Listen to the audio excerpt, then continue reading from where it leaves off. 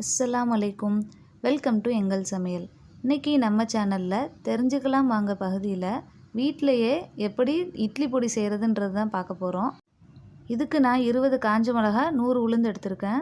இப்போ stove on பண்ணி ஒரு கடாயில் 1 ஸ்பூன் அளவுக்கு எண்ணெய் சேர்த்துக்கலாம்.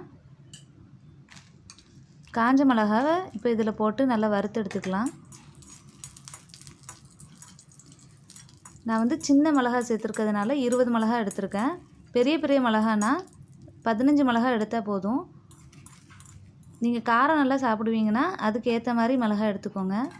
இப்போ நல்லா வறுத்தாச்சு, இதெல்லாம் எடுத்துடலாம். இப்போ இதில் எடுத்து வச்ச உளுந்து சேர்த்துக்கலாம். சேர்த்துட்டு நல்லா வறுத்து எடுத்துடலாம்.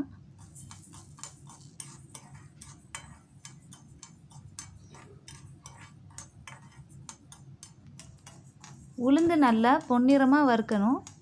ரொம்ப கருகிடக்கூடாது. ரொம்ப கருகுச்சுன்னா பொடி ரொம்ப கசப்பு தன்மை கொடுத்துரும். இந்த மாதிரி செவக்க வறுத்து எடுத்துடலாம்.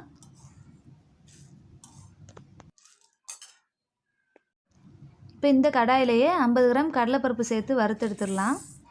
நம்ம 1 கப் அளவுக்கு உளுந்து எடுத்தோன்னா அதில் 1/2 கப் கடலைப்பருப்பு சேர்க்கணும்.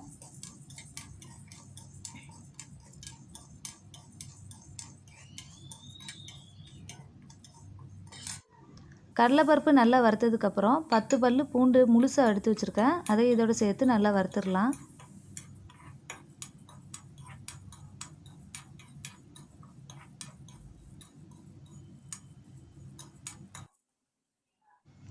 இதோட 2 டீஸ்பூன் எள்ளு எடுத்திருக்கேன். அதையும் சேர்த்து வறுத்துடலாம். நான் கருப்பு எள்ளு எடுத்திருக்கேன். வெள்ளை எள்ளு இருந்தால் வெள்ளை எள்ளு சேர்த்துக்கோங்க.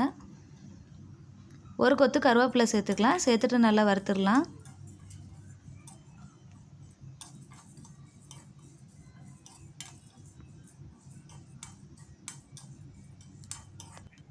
இதோட ஒரு துண்டு காயத்தை தட்டி சேர்த்துக்கலாம். சேர்த்து நல்லா வறுத்து விட்டுடலாம்.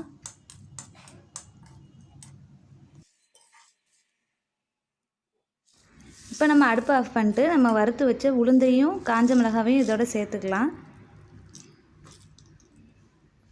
தேவையான அளவு உப்பு சேர்த்துக்கலாம். இப்போ எல்லாத்தையும் நல்லா கலந்து விட்டுடலாம். கலந்துட்டு இது நல்லா ஆறுனதுக்கப்புறம் ஒரு மிக்ஸி ஜாரில் போட்டு நல்லா திரித்து எடுத்துடலாம்.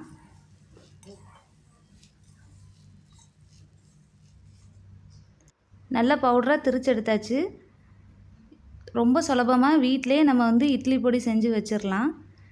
இப்போது நம்ம பொடி தோசை எப்படி பண்ணுறதுன்னு பார்க்கலாம். அதுக்கு ஒரு கரண்டி தோசை மாவை தோசைக்கல்லில் ஊற்றிட்டு அது மேலே கொஞ்சமாக வெங்காயம் தூவிக்கலாம். கொஞ்சம் மல்லி இலை தூவிக்கலாம். 1 ஸ்பூன் நல்லெண்ணெய் சேர்த்துக்கலாம். நம்ம அரைச்சி வச்ச இட்லி பொடியை 1 ஸ்பூன் எடுத்து மேலே நல்லா தூவி விட்டுறலாம்.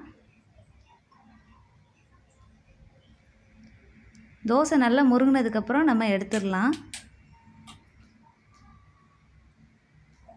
இப்போ இதோட கொஞ்சம் சட்னி கொஞ்சம் சாம்பார் வச்சு சாப்பிட்டோன்னா செம்மையாக இருக்கும். இதை நீங்கள் ட்ரை பண்ணி பாருங்கள். எப்படி வந்துச்சுன்னு கமெண்ட் பண்ணுங்கள். இந்த வீடியோ உங்களுக்கு பிடிச்சிருந்துச்சுன்னா லைக் பண்ணுங்கள். எங்கள் சமையலுக்கு சப்ஸ்கிரைப் பண்ணுங்கள். தேங்க்ஸ் ஃபார் வாட்சிங்.